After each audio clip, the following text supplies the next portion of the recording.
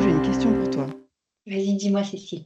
Tu sais, ma culture religieuse, elle n'est pas très étoffée, on va dire. Et des fois, je me pose des questions peut-être un peu naïves, mais je pense que tu vas pouvoir m'éclairer. Je me demandais comment est-ce que tu fais? Tu sais, on n'arrête pas de dire, nous, tu as toujours le choix. Hmm. Mais comment tu fais pour avoir le choix si Dieu, il a déjà tout écrit, le plan pour toi? Ah oui, tu crois que Dieu, il a écrit tout le plan pour toi déjà? Je sais pas, j'ai l'impression que dans les religions, c'est ça, non? Alors peut-être que déjà on peut faire une distinction entre les religions et Dieu. Moi, derrière Dieu, bien, je mets ce plus grand que toi qui est aussi à l'intérieur de toi et à l'intérieur de chacun de nous. Pour moi, une religion, c'est quelque part, ah, comment je pourrais te dire ça?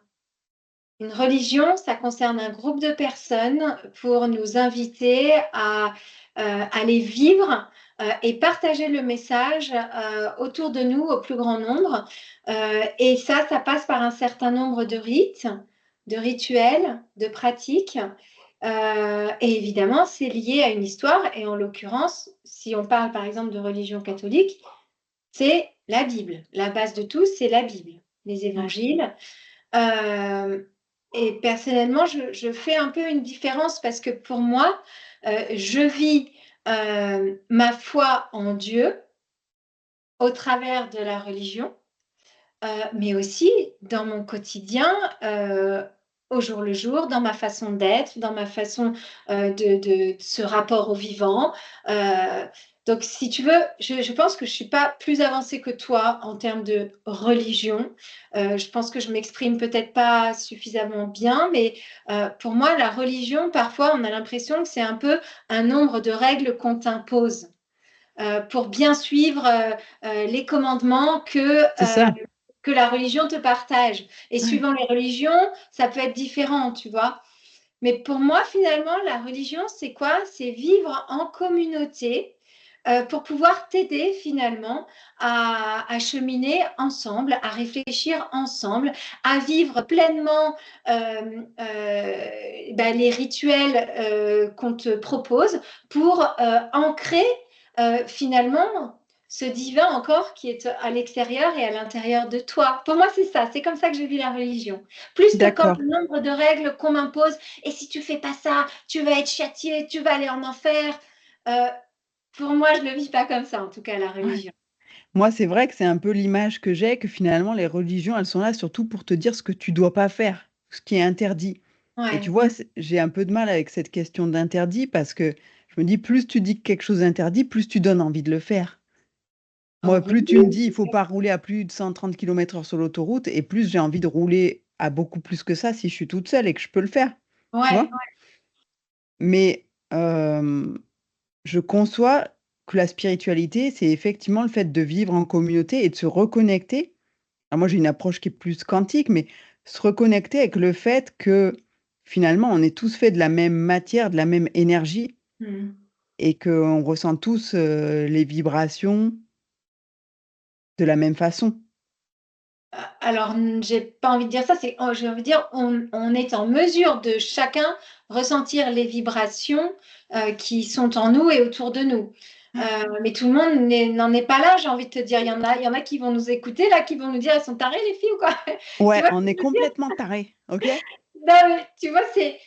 Donc, oui, je te rejoins. On a tous cette capacité en nous.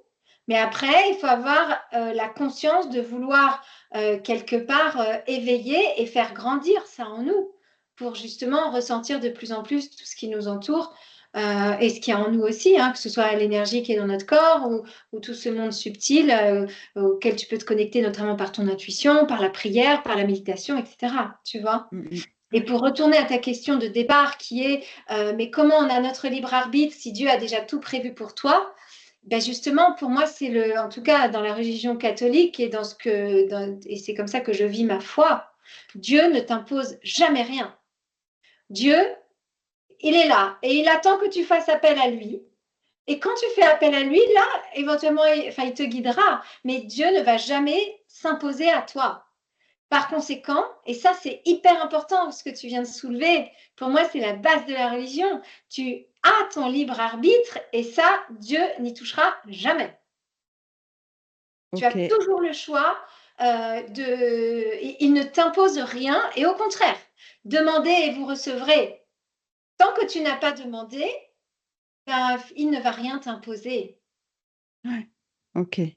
J'étais en train d'essayer de faire le lien avec l'histoire de Moïse et me dire à quel moment est-ce que c'est son libre arbitre qui s'est exprimé dans la façon dont il a interprété les signes, on peut dire que c'est son libre arbitre aussi qui s'exprime. Mais qu'il a décidé Mmh mh. d'ouvrir son cœur pour prêter attention à ces signes, tu vois? Mmh mh. Donc, en fait, hormis cette question de religion, si tu considères Dieu, derrière le mot Dieu, tu peux mettre le mot vie, source, l'univers. Univers. Mmh mh. En fait, tout au long de notre vie, je sais pas si enfin, tu t'en es sûrement rendu compte, quand tu te retournes sur tout le chemin parcouru et que tu prêtes un petit peu attention à certaines choses qui te sont arrivées dans ta vie, tu te dis: «Mais ça, c'était un cadeau». Et bien souvent, si tu veux, on est tellement dans nos vies à 200 à l'heure, attirés par l'extérieur, qu'on n'arrive plus à voir les cadeaux que la vie nous met devant nous. Et quelque part, ça rejoint ça, c'est-à-dire qu'on comment dire? Tu gardes toujours ton libre arbitre, déjà dans le rythme auquel tu vis. Une fois que tu te rends compte que tu vis à 200 à l'heure et que du coup, tu vis plus, tu vis en automatique, bah, et que tu es complètement déconnecté finalement de ton intuition, de l'intelligence du cœur, de ta créativité, de l'intelligence du subtil aussi et de la conscience en éveil. Bah, en fait, finalement, heu, tu te rends compte que tu n'as plus de libre arbitre parce que tu es happé par l'extérieur, par tout ce que t'impose la société, tu vois? C'est ça, tu vois? Tu me donnes un argument de plus pour ma théorie du complot. Finalement, se reconnecter à la spiritualité, donc se Ouais, connecter avec ce plus grand que soi, quel ouais, que soit le nom que tu lui donnes, te permet de ne plus être le pantin de, je veux dire, la société, de ce qu'on veut que tu sois, c'est-à-dire une fourmi travailleuse ouais. qui surtout Et pas ne que se dans le rebelle monde pas. du travail, hein. Pas que dans le monde du travail, dans ta famille aussi. Tu vois, on Mmh mh. t'apprend un enfant, on lui apprend à rester, bien sage, sois sage, tu Mmh vois? mh. Et donc quelque part, ce que tu viens de dire, c'est valable aussi au sein d'une famille, donc au sein de ton milieu de travail, de tes amis et cetera. C'est valable partout dans ta vie. Ouais, c'est vrai, intéressant Et pour moi, et finalement, la spiritualité, elle s'incarne pleinement, tu vois? Tu peux avoir la tête dans les étoiles, connectée à ce divan, et ce monde subtil, mais en même temps, si tu es connecté que là-haut, dans la réalité, il se passe rien, tu vois? Donc il faut être super ancré aussi dans le sol avec tes racines, de savoir d'où tu viens, quelles sont tes valeurs, et concrètement être ancré dans le sol, hein, tu vois? ouais. La marche en conscience et cetera, d'être dans le moment présent, bah, pour incarner ce que tu souhaites incarner. Et faire ton choix, tu vois? Ouais. Qu'est-ce que je choisis de faire? Qui je Mmh mh. choisis d'être?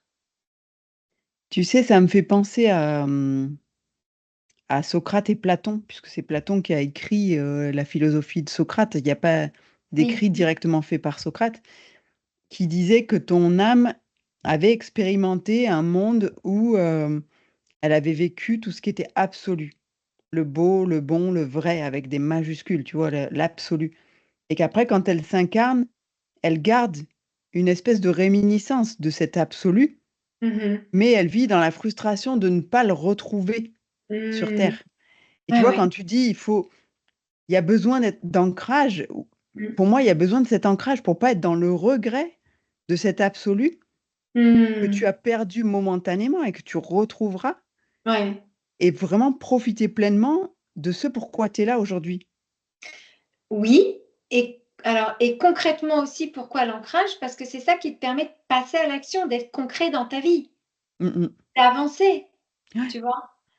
Et pour moi, une spiritualité incarnée, c'est pas que de la philosophie, c'est pas que la foi non plus, c'est vraiment agir, passer à l'action. Parce que c'est comme ça que tu peux créer. Nous sommes des êtres créateurs, tu vois. Encore une fois, on est créateurs de notre réalité. Et pour pouvoir grandir aussi, pour pouvoir embrasser la vie avec tout ce qu'elle te présente, il faut passer à l'action. Il faut oser, il faut dépasser ses peurs. Et pour moi, tout ça, c'est aussi lié avec le libre arbitre. Tu vois, quand tu me fais passer, quand tu me parles de libre arbitre, oui, c'est dans ta façon de penser et aussi dans ta façon d'agir quelque part. Et d'expérimenter. Ouais. Ouais, tout à fait. Ça me rappelle une discussion que j'ai eue avec une cliente qui me disait, mais je comprends pas, moi, des livres de développement personnel, j'en ai lu, mais des tonnes, et je suis toujours paumée, j'arrive pas à savoir où je dois aller. Et voilà la métaphore que j'ai prise. C'est imaginer que vous êtes dans une clairière et devant vous, il y a une forêt et vous voyez 10 départs de sentiers, Mmh. mais vous savez pas lequel est le vôtre. Est-ce que de rester dans la clairière en se posant la question: «Quel est le bon sentier pour moi?» ça va vous donner des informations? Pas tellement. Il y aura toujours une chance sur 10, enfin ou 9 chances sur 10 de se tromper, si tu as qu'un seul bon chemin. Par contre, enfin, tu peux avoir de l'intuition, mais C'est mettons qu'on exactement ce soit que pas j'allais dans te dire. j'ai lu Connecte-toi dans tes à ton pensées. intuition. Mettons que tu n'aies pas accès à ton intuition. Ouais. Finalement, qu'est-ce qui va t'aider à savoir quel est le bon chemin pour toi? C'est de prendre un premier chemin, d'aller voir et peut-être te dire: «C'est pas celui-là». Mmh. Tu reviens sur tes pas et tu te dis: «Ah ouais, mais je suis revenu au même endroit». Oui, sauf que les probabilités de se tromper, maintenant, elles sont de 8 sur 9 au lieu de 9 sur 10 Oui, parce que et à tu auras cha appris de ton expérience tu de toute as façon. éliminé un chemin et Ouais. puis tu vas en tester un autre et ça sera maintenant 7 sur 8 et tu Mmh vois? mh. Et jusqu'à ce que tu tombes sur le bon. Donc plus tu expérimentes et plus tu as de chances de tomber en dehors de toute intuition sur ce qui te convient.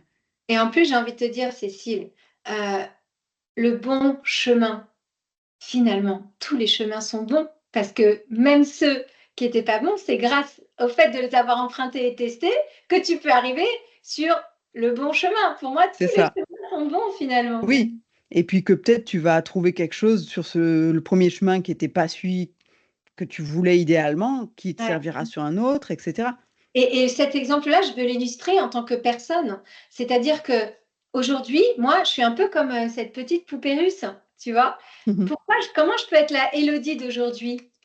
Eh ben, c'est grâce à la Élodie d'il y a 10 ans et c'est grâce à la Élodie d'il y a encore moins et puis c'est grâce à la Élodie qui a qui était petite, tu vois? Hein, Et hein. c'est toutes ces petites poupées russes imbriquées les unes dans les autres qui font qu'aujourd'hui, je suis la personne que je suis et c'est pareil avec le chemin. Tous les chemins que tu as empruntés dans ta vie t'amènent là où tu es aujourd'hui, en fait. Donc il y a pas de Ouais, mauvais chemin.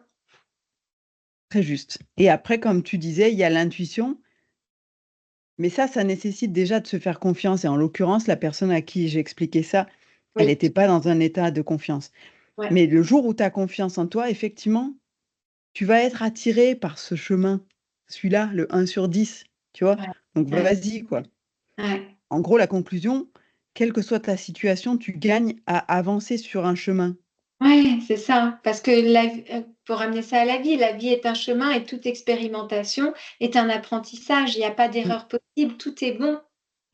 c'est ça Mmh et comme mh. tu disais au début, c'est vrai que moi, si je me retourne sur ma vie, je vais me dire, «Oui, tout ce qui m'est arrivé, c'était des cadeaux». Il y a des cadeaux qui étaient pas très bien emballés, Mmh. mais ce que j'en ai tiré m'a forgé Mmh, tu fait grandir, ouais, complètement et ouais. j'aurais pas été la même personne et j'ai peut-être gagné, des années et des années de développement, on va dire, grâce à ça.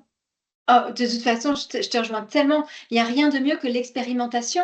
Quand tu expérimentes dans ton corps, encore une fois, dans ton cœur et dans ton esprit, quand tu expérimentes, c'est là où tu ressens tout et du coup, tu intègres vraiment la «leçon» entre guillemets. Tu fais ton apprentissage et je peux te dire que tu l'as. C'est-à-dire Ouais, que je prends par exemple, moi, quand j'ai eu cette amie qui a fait son AVC, qu'on l'a emmenée à l'hôpital en urgence, j'étais dans une peur telle que 12 heures après, j'ai eu une douleur au rein incroyable. Mais je peux te dire que maintenant, je sais ce que ça veut dire que les émotions restent dans ton corps et peuvent avoir des Mm, effets très puissants sur ton corps. ouais. Parce que une fois que j'ai fait mes analyses, donc j'étais aux urgences, on m'a fait mes analyses, Il y avait rien. plus eu mal. Il n'y avait Ouais. rien et je n'ai plus eu mal. Ouais. Donc, je trouve enfin, il y a rien de plus puissant que d'expérimenter. Je suis d'accord. Donc ouvrez les cadeaux même quand ils sont mal emballés. Bah ouais, après on peut les ouvrir peut-être un peu plus lentement ou à son rythme, mais toujours savoir que la vie, ce qu'elle te présente sur ton chemin, même si tu n'arrives pas à voir derrière quel est le cadeau pour toi, quand tu vis des épreuves, ben, le fait de savoir que la vie, elle te met cette épreuve-là pour te faire grandir et t'amener quelque part vers ton bonheur, tout simplement, même si c'est le chemin. Ton bonheur, c'est ton chemin de vie. Hein. On le vit au jour le jour, quelque part. Hein. Mais derrière chaque épreuve de la vie, pour moi, il y a un cadeau. Et de savoir ça, eh bien, en fait, ça me relaxe. Ça m'aide un peu à prendre de la hauteur et de me dire, OK, c'est quoi le cadeau qu'il y a derrière? Mm, mm. Et j'ai envie de rajouter, je fais référence par exemple à cet été. On était en vacances tous ensemble parce qu'on se rejoint avec ma famille, ma sœur et mes enfants. Et puis j'ai senti une sorte de contraction. Je me sentais pas à ma place, je me sentais pas bien, je me sentais étouffée à la fin du séjour. Et je suis allée faire une balade en vélo et tout. Et puis je me suis dit, qu'est-ce qui se passe? Pourquoi c'est si contracté? Évidemment, quand moi je suis contractée, ben, notamment ma sœur, avec qui on s'entend super bien, elle le sent. Et ça crée tout un, comment dire, tu vois, un enchaînement de choses, d'énergie aussi. Hein. Mm, mm. Et je me suis dit, mais tout de suite, je me suis dit, c'est quoi le cadeau derrière cette contraction? Qu'est-ce que moi, en quoi moi, j'ai la possibilité de faire changer ça? Et donc j'ai pris un peu de hauteur, je suis allée m'aérer la tête dans la nature. Et là, je me suis dit, OK, il faut que je travaille sur ce point-là et ce point-là, qui était de la culpabilité et de la jalousie. Et je me suis dit, OK, si j'arrive à aller identifier, est-ce que c'est plus de la jalousie, est-ce que c'est plus de la culpabilité que je ressens quand je suis dans cette situation-là, et bien finalement, ça aide vraiment à vivre ce moment comme un cadeau, tu vois, cette Ouais. situation qui était conflictuelle ou que je ressentais dans la contraction, le fait d'avoir été prendre l'air, de prendre de la hauteur et de dire, avec la télécommande que j'ai entre mes mains, qu'est-ce que je peux actionner pour moi transformer ce moment-là, bah franchement, tu respires en fait, Ouais. tu vois. Et je trouve que de savoir, mais ça c'est toujours dans les chemins neuronaux, ça se travaille, et de mettre en place ça sur des toutes petites choses dans ta vie, pour qu'après, quand tu as des grosses situations ou des grosses épreuves, tu puisses quand même aller activer ça dans ton cerveau et te dire, qu'est-ce que la vie veut me transmettre comme message au travers de cette épreuve. Mm, mm. Quand tu parlais de la télécommande, ça m'a fait penser au dessin animé Vice Versa. Tu Ah l'as oui, vu, non? j'ai pas vu le 2, Ben moi, mais j'ai j'en ai vu que entendu le 2. parler. Ouais, C'était tu une l'as vu? impulsion avec une amie. On s'est retrouvés cet été en Génial. ville et Mm. on a mangé ensemble. Et puis d'un coup, on s'est dit, il faisait hyper chaud. On s'est dit, ah, et si on allait au ciné, on aura la clim, on sera à la fraîche. On dit, on passe au ciné, on voit ce qu'il y a. Ouais. Et il y avait ça, on y allait. Ah, Et j'ai dit, j'ai pas génial. vu le un. Bon, tant pis. Et c'était Ouais. génial. C'était génial. Et Mhm. je pense qu'en fait, il est très pour les adultes ou Ah les bah, grands enfants. mon mari Mais a été le pas sûr voir que les avec ma gamins fille. comprennent tout. Oui, mais chacun va comprendre avec son niveau de conscience, justement. Ouais, ouais, ouais. Et mon mari y a été avec ma fille. Et en plus, bon, c'était en portugais qu'ils ont été le voir. Ah Et ouais. depuis, il dit, ah, là, c'est, j'ai n'importe quoi. Ah, là, c'est tristesse qui vient se pointer. Et en fait, c'est vrai, je recommande vraiment à tous. J'avais fait d'ailleurs une newsletter sur ce sujet-là. Allez voir ce film. Mais moi, la première, hein, j'attends qu'il sorte pour pouvoir aller voir en français, parce que moi, le portugais, désolé, j'ai pas le niveau. Mais j'ai trop envie d'aller voir, vu comment je vois que mon mari l'utilise dans son quotidien, en fait. Ouais. Tu Tu vois. vois, c'est exactement ce que je m'étais dit en sortant. Je me suis dit, mais en fait, ça doit, pour les enfants, même s'ils captent pas tout, Ouais. ça permet d'avoir une façon de parler d'émotions avec eux. Et Mhm. ben, c'est exactement ce que tu illustres là. C'est génial. Ouais, ouais. Non, non, et comme quoi, hein, vraiment. Mais je trouve que, tu vois, tout ce qui est l'univers du cinématographique, je trouve que c'est fou. Il y a un nombre de films qui sont tellement intéressants, comme par exemple, je crois que c'est Avatar, ou enfin, Soul aussi. Alors en français, je sais plus comment ça s'appelle, mais Celui-là, je sais pas. bon, bref. Et en fait, ce sont des films qui vraiment nous aident, même nous en tant qu'adultes, à, à appréhender la vie différemment. Et alors, t'imagines, les enfants qui voient ça, même s'ils voient ça avec leur degré d'éveil en conscience, et j'ai envie de te dire que bien souvent, les petits-enfants sont bien plus éveillés que nous, et c'est à force de recevoir notre éducation, tout ce qui est dans la culture, la société, les croyances qui se créent, les croyances limitantes, qui sont petit à petit déconnectées de leur éveil finalement. Mais donc oui, ce genre de films servent tout le monde, quoi. Ouais. Moi, j'adore Matrix et tu peux Ah ouais, vraiment le regarder avec différents niveaux de conscience, comme tu dis, carrément. hein. Ouais, Ouais, la pilule bleue et la pilule rouge. ouais, Choisis. ouais. Ouais, Ouais. puis même le côté, la pensée créatrice. Comment est-ce que tu Ouais. te fabriques Mm. ce carcan qui t'enferme? Parce qu'en Ouais. gros, c'est ça, tu vois? Oui, oui. Ouais. Enfin, on pourrait en parler des heures. On peut faire un épisode, que sur, Matrix Et- parce qu'il y a mais c'est tellement de vrai trucs à dire. que l'univers cinématographique, enfin, tu as des. Comment t'appelles les gens qui créent les films, qui créent les scénarios, les, Scénaristes ou les réalisateurs? ouais, les réalisateurs, bah, franchement, enfin, merci, quoi. Merci à eux. Parce que ça nous parle vraiment. Ça nous Je permet de pense qu'il y a changer. des gens qui sont inspirés et tu vois, pour revenir à la spiritualité, je pense que des fois l'inspiration, elle vient de plus grand que toi, hein. Ah oui, oui, je Tu te vois, rejoins. pour faire prendre conscience justement Ouais, qu'il y a une autre façon d'envisager la réalité, quoi. ouais, ouais. Très, très clairement. J'ai envie d'inviter les personnes qui nous écoutent à nous dire quel film ou livre leur a permis de changer de niveau conscience ou de prendre conscience de quelque chose, tu vois, le déclic. Quel est le film ou le bouquin qui t'a fait un déclic? J'aimerais bien que tu nous le dises en commentaire. Ouais. Et puis aussi de nous partager sur la question du début, euh, que fais-tu de ton libre arbitre? Tu as 4 heures pour rendre ta copie. Non, mais concrètement, justement, merci Cécile. Concrètement, là, dans ta vie, que fais-tu de ton libre arbitre? Comment passes-tu à l'action? Non, mais c'est un bon sujet pour le bac philo, on va le proposer, Ah, bah tiens, hein, allez. et il faudra répondre en portugais, s'il vous plaît. Sur ce, on vous laisse réfléchir, hein. Yes. Allez, bye bye. À bientôt. Bye.